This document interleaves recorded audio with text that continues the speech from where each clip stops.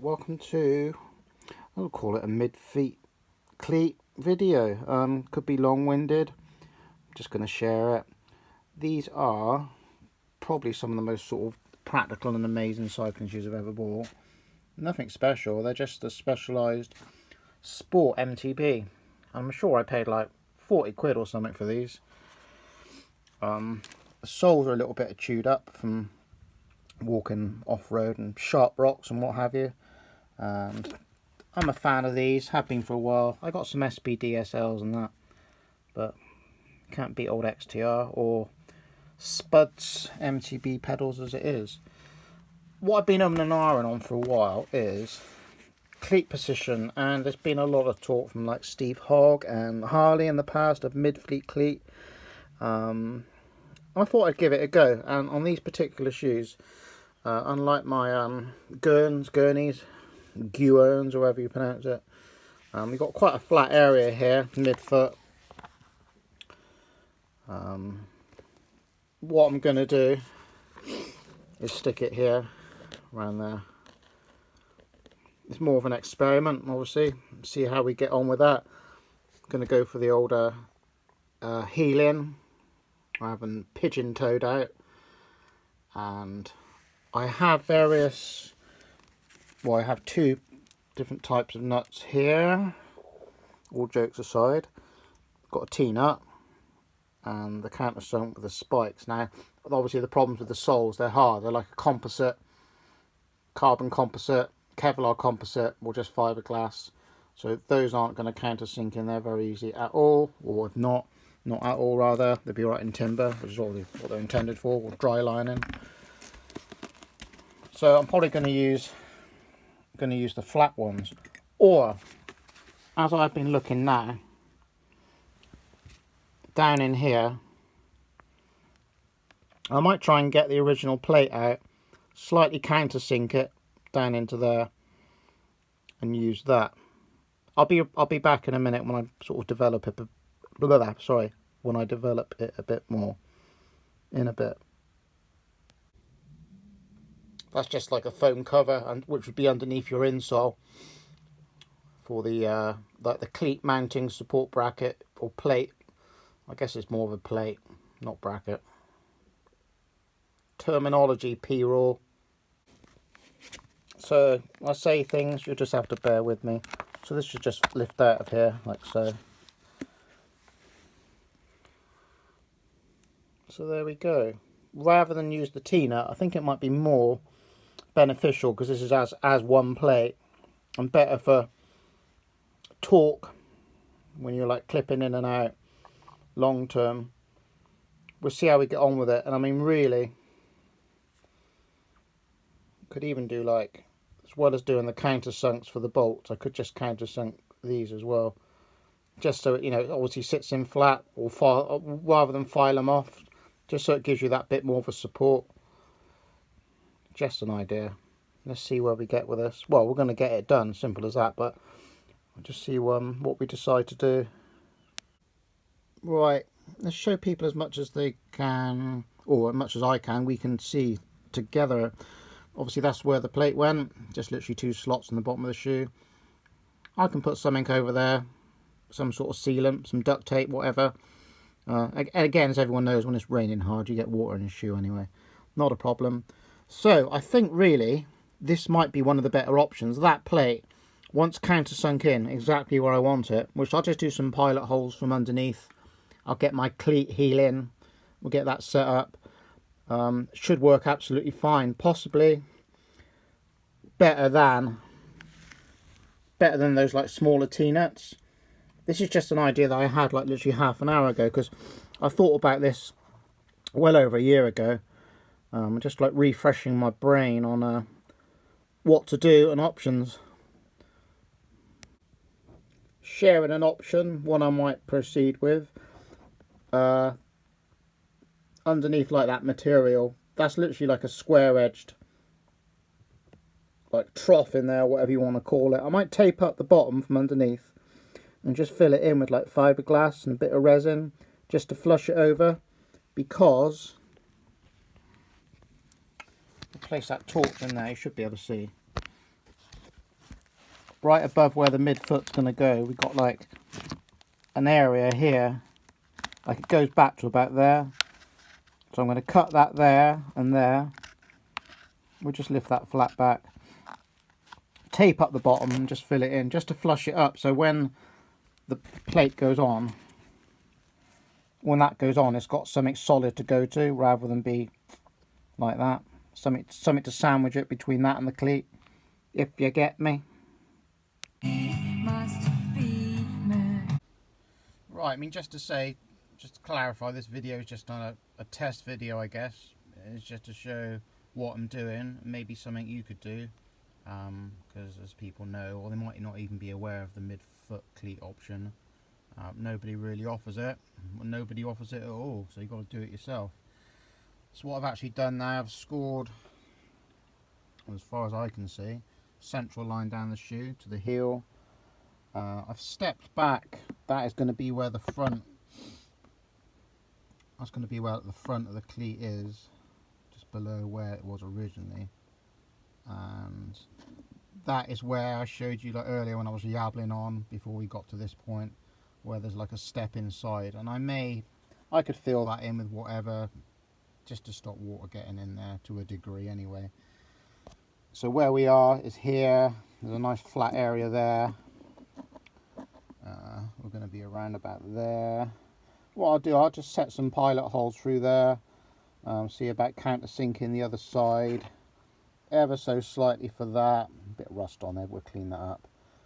I've got some Torx, some steel Torx bolts coming, because I think like in the long run we could have an issue with these. It's very tiny. I think that's like 4.5mm Allen key on there. I can see that threading and causing troubles, versus like the OE original equipment ones, which are slightly larger. So we're going to go for Torx stainless steel. They'll be here in like a few days or something, but temporarily we're going to use these. I may resort to using these still, I'm not sure. We're just going to see how it patterns up with these plates. I think it may be a better system to use as per original. We'll just see. I got options, so gonna get that done, and see you in a tick.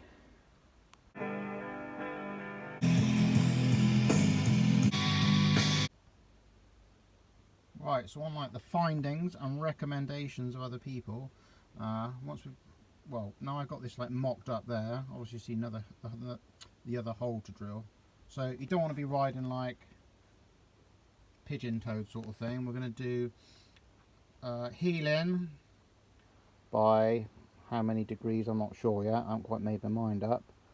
But if this is a benefit to me, then that's the whole idea of doing this and seeing what happens. But there's nothing lost. I can always, play around with these shoes. Put some plates inside or something. It's not a biggie. I could even do that down here or something with some stainless steel or alloy or even titanium or whatever. Yeah, so going for slightly heel in. We're gonna just eyeball that a little bit, and then again, once this video is finished and done, we'll just do some test riding over a period of a few hundred or so Ks and see how we get on. I'll report back.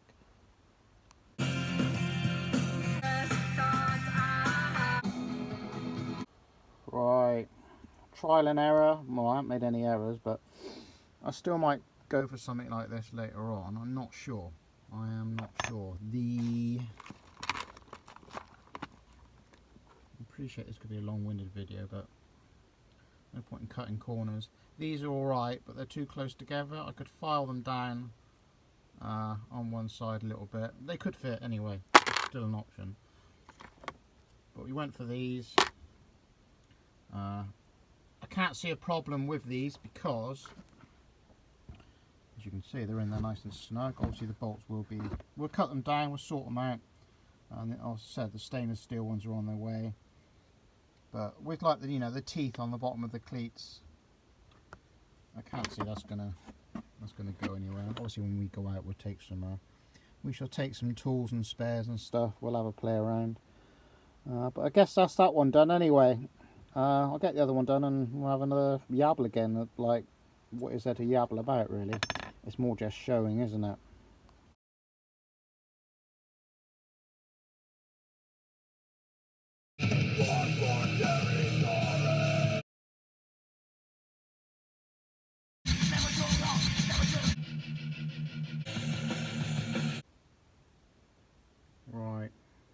Both shoes are done. Might need a bit of tweaking. Rather than go like upper size with the drill on the other side. That's a bit blurry. Hold up. Right, I think that's better. I just used a file and just turned it around like anti-clockwise. Reamed it out a little bit. So those T-nuts, that's what you can call them, T-nuts, fit down flush, and when they're done up tight, obviously it just pulls them down that much tighter. And then, you know, when the insole's in, you're not going to see, well, you're obviously not going to see it, but you're not going to feel that at all.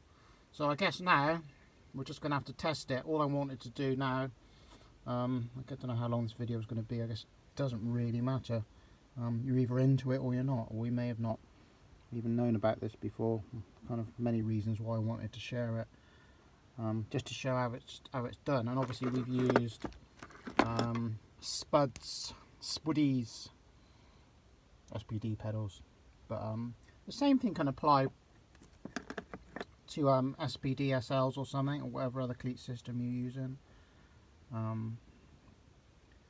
You know, most things can be done. Whether you've got to make like an adapter plate for the bottom of the shoe to get it midsole, whatever. Anyway, P all over and out. Any questions, run it down below. Let me know. I'll check in the future or something. Oh, another reason I've done this is on like longer rides, 200, 300, 400 plus kilometers or something, you get like, you know, you're going to get sort of discomfort to a degree whether you've had a bike fit or not. But I just thought I'd try this to see if it can resolve just issues with like knees and tendons and things. All right, like, you know, you get like issues all over the place from your ankle up to your hip. It can vary. It's hard to pinpoint things sometimes. So I'm just going to see what it's all about. That is all I'm going to do.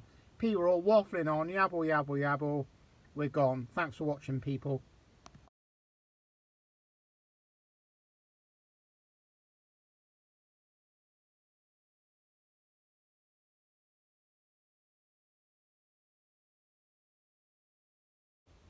Never over, people. So underneath that ledge I just showed you, we just used some JB World.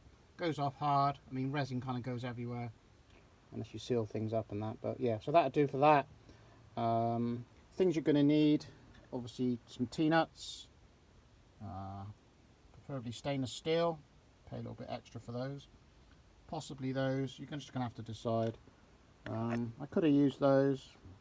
Again, like I said, in the future, may do something with that.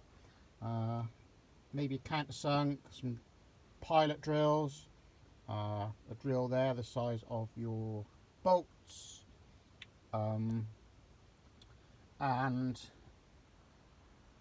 a file just in case you might want to make some adjustments. If your bolts are long, then you're going to want a hacksaw to chop them off. Tape measure, Sharpie, measure basically centre of the toe, centre of the heel, ruler, strike a line down through. Alright, that's pretty much all you're going to need. And maybe some new cleats. I've got some other cleats here. You get them, you know, with shoes, so I've got a surplus of those. And that's pretty much it. Again, thanks for watching, people. See you later.